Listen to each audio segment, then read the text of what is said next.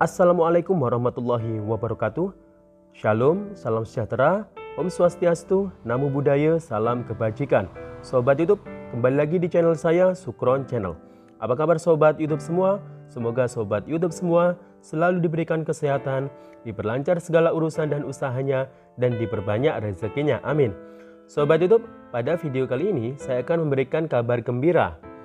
Nah, di masa perpanjangan PPKM darurat di level 4, ada 10 bantuan pemerintah untuk warga dan pelaku usaha selama perpanjangan PPKM level 4. Nah, kira-kira apa saja 10 bantuan dari pemerintah untuk masyarakat dan dunia usaha tersebut?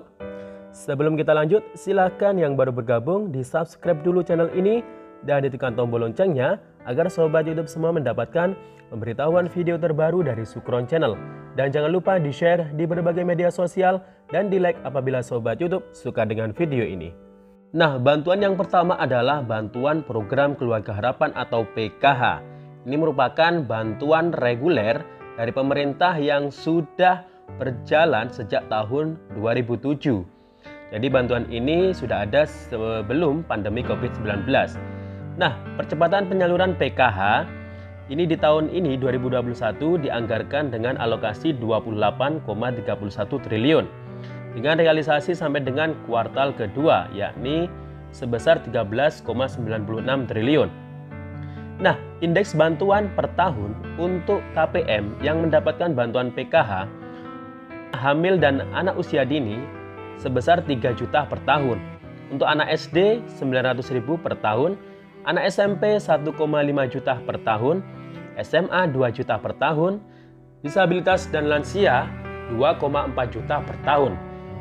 Nah, realisasi 9,9 juta KPM dari target 10 juta KPM. Penyaluran per kuartal.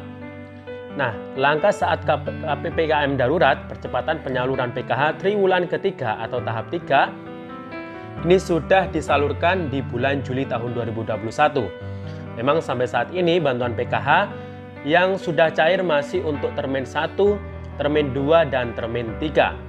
Nah, masih ada total dari 10 juta KPM, ada sekitar 3 juta lebih KPM yang belum cair bantuannya, yang harus menunggu di termin berikutnya.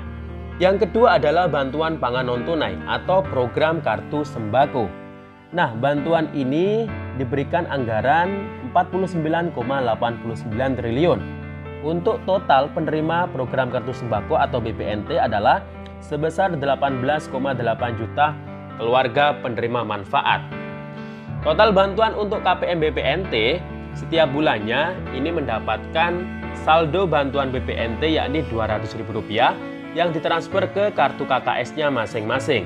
Nah, saldo Rp200.000 tersebut harus dibelanjakan dalam bentuk sembako, yakni untuk memenuhi gizi, untuk karbohidrat dalam bentuk beras, kemudian protein nabati atau hewani, telur atau tempe atau daging, kemudian vitamin dan mineral dalam bentuk sayur-sayuran dan buah-buahan. Nah, selanjutnya yang ketiga adalah bantuan sosial tunai atau BST dari Kementerian Sosial. Nah, BST ini diperpanjang untuk bulan Mei dan Juni. Masing-masing per bulan setiap KPM ini mendapatkan Rp300.000 per bulan. Total jumlah penerima BST ini ada 10 juta keluarga se-Indonesia. Nah, untuk perpanjangan BST Mei dan Juni akan disalurkan di bulan Juli ini langsung 2 bulan, yakni akan mendapat Rp600.000. Sampai saat ini jadwal penyaluran BST masih dilakukan di berbagai daerah di Indonesia melalui PT Pos Indonesia. 3 bantuan tersebut yakni PKH, BPNT maupun BST, data penerimanya diambil dari data DTKS. Jadi, orang yang berhak mendapatkannya harus terlebih dahulu masuk ke DTKS. Untuk cara ceknya, itu bisa melalui cekbansos.kemensos.go.id. Bantuan yang keempat adalah usulan baru penerima program kartu sembako atau penerima BPNT Rp200.000 per bulan. Nah, usulan baru ini berasal dari masing-masing pemerintah daerah, kabupaten, kota, dengan kuota 5,9 juta keluarga penerima baru. Nah, Ibu Sri Mulyani selaku Menteri Keuangan sudah menambahkan untuk bantuan ini ditambahkan dengan anggaran sebesar 7,8 triliun. Nah, jadi untuk tambahan 5,9 juta KPM ini merupakan usulan dari pemerintah daerah untuk 6 bulan ke depan sampai bulan Desember tahun 2021. 5,9 juta keluarga yang menjadi usulan baru penerima kartu sembako ini berasal dari keluarga yang terdampak pandemi COVID-19 yang bukan merupakan penerima PKH, BPNT, dan juga BST. Yang kelima adalah bantuan untuk diskon listrik dan bantuan rekmin biaya beban atau abonemen sampai Desember 2021. Alhamdulillah bantuan ini diperpanjang ya. Sasaran untuk diskon listrik ada 32,6 juta pelanggan dengan tambahan alokasi anggaran 1,91 triliun. Nah, jadi ini yang dapat diskonnya untuk pelanggan 450 dapat diskon 50% dan 900 volt ampere mendapatkan 25% diskon. Selain itu, untuk bantuan rekmin biaya beban atau abonemen juga diperpanjang sampai Desember dengan sasaran 1,14 juta pelanggan. Nah, tambahnya 0,42 triliun. Nah, untuk diskonnya ini mendapatkan 50% untuk pelanggan rumah tangga, bisnis, dan sosial. Untuk selanjutnya adalah program Kartu Prakerja. Nah, sampai saat ini program Kartu Prakerja masih sampai dengan gelombang ke-17. Rencananya ini akan diperpanjang hingga gelombang 18. Nah, manfaat bagi peserta Kartu Prakerja adalah mendapat manfaat pelatihan 1 juta, kemudian insentif pelatihan 2,4 juta yang dibayarkan 600.000 per bulan untuk 4 bulan, kemudian ada insentif survei 150.000 untuk 3 kali survei. Jadi total manfaat itu ada 3,55 juta. Realisasi per 30 Juni 10 triliun dengan 2,8 juta peserta.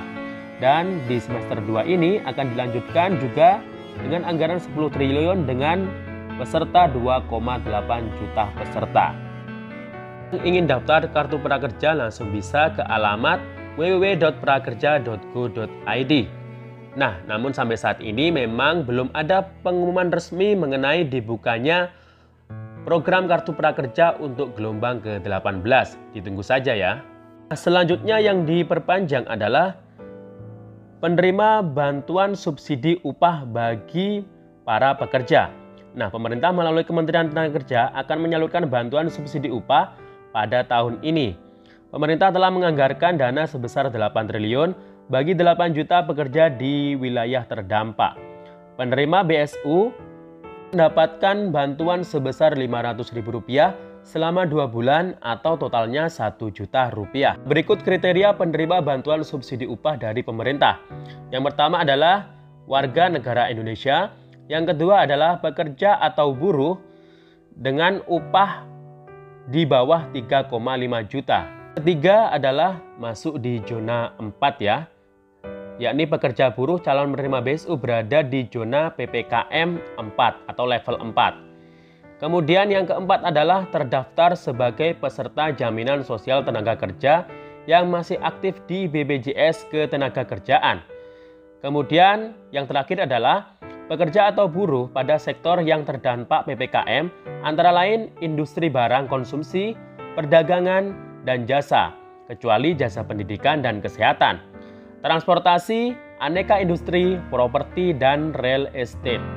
Selanjutnya bantuan ke-8 adalah bantuan langsung tunai atau BLT dari dana desa. Nah, BLT dana desa ini sudah disalurkan sejak tahun 2020 yang lalu dan diperpanjang 2021 ini hingga bulan Desember.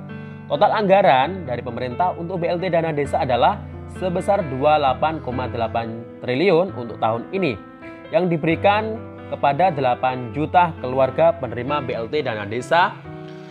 Nah, penerima BLT dana desa ini merupakan warga yang belum menerima PKH, BPNT maupun BST. Yang menetapkan warga sebagai penerima BLT dana desa ini adalah melalui mekanisme musyawarah desa khusus. Nah, Setiap penerima BLT Dana Desa ini mendapatkan Rp300.000 per bulan. Kemudian yang ke-9 adalah bantuan kuota data internet gratis dari Kementerian Pendidikan dan Kebudayaan diperpanjang hingga Desember tahun 2021. Total anggaran adalah sekitar 8,53 triliun untuk 38,1 juta siswa atau tenaga pendidik. Peserta didik jenjang PAUD dapat 7 GB per bulan. Peserta didik SD sampai SMA dapat 10 GB per bulan. Untuk pendidik jenjang PAUD SD sampai SMA dapat 12 GB per bulan. Kemudian untuk dosen dan mahasiswa mendapatkan 15 GB per bulan.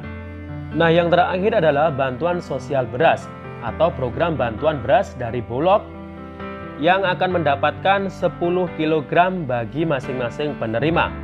Total anggaran untuk bantuan ini adalah sekitar 3,58 triliun untuk 28,8 juta keluarga yang terdiri dari KPM PKH sebanyak 10 juta KPM, KPM BST sebanyak 10 juta KPM, dan KPM BPNT murni atau non PKH sebanyak 8,8 juta KPM.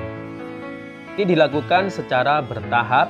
Yang tahap pertama ini untuk 10 juta KPM PKH dan 10 juta KPM BST yang mendapatkan terlebih dahulu. Kemudian nanti disusul tahap kedua untuk 8,8 juta KPM BPNT non PKH. Demikian informasi yang bisa saya sampaikan. Sampai jumpa di video saya selanjutnya. Wassalamualaikum warahmatullahi wabarakatuh.